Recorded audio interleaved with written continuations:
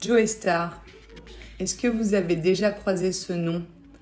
Un artiste au portrait dérangeant, hors norme, un écorché vif, un furieux bondissant du rap hardcore français, objet de scandales judiciaires, plusieurs fois condamné pour violence, outrage et agression. Une réputation de bad boy, mais surtout un visage, une voix, une culture.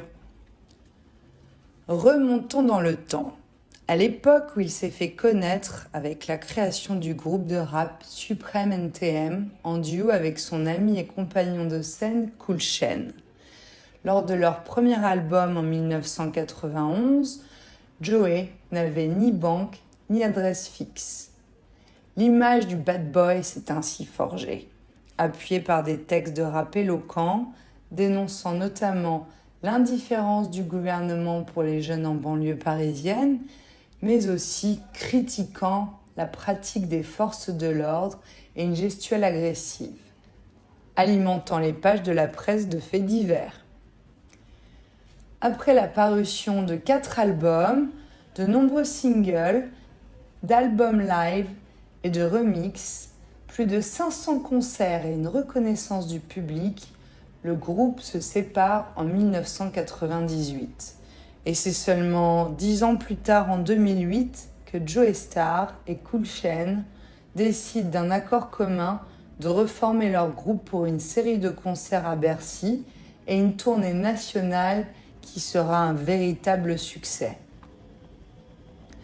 Par la suite, leur carrière respective prendra à nouveau un chemin différent.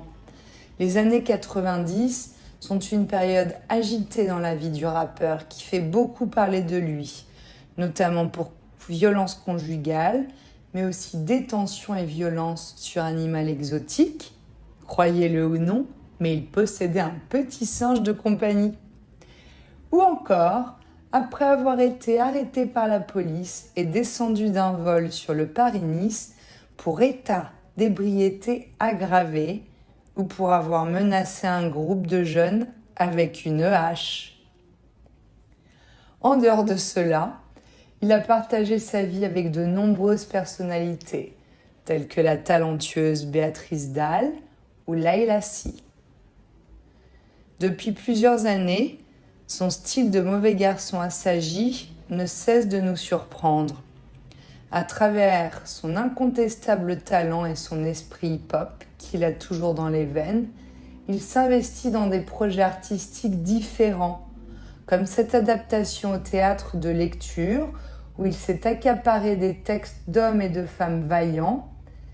Il nous transporte avec une intensité et une émotion qui bouleversent à travers des textes de Robespierre, Victor Hugo ou encore Aimé Césaire, avec ce spectacle intitulé « Éloquence à l'Assemblée ». Derrière cette image artistique décalée se cache donc quelqu'un d'extrêmement talentueux, un danseur, chanteur, graffeur, acteur et producteur, et s'étant même fait une place dans la sphère fashion de Paris, notamment auprès de Pierre Berger. Qu'on l'aime ou non n'est pas la question.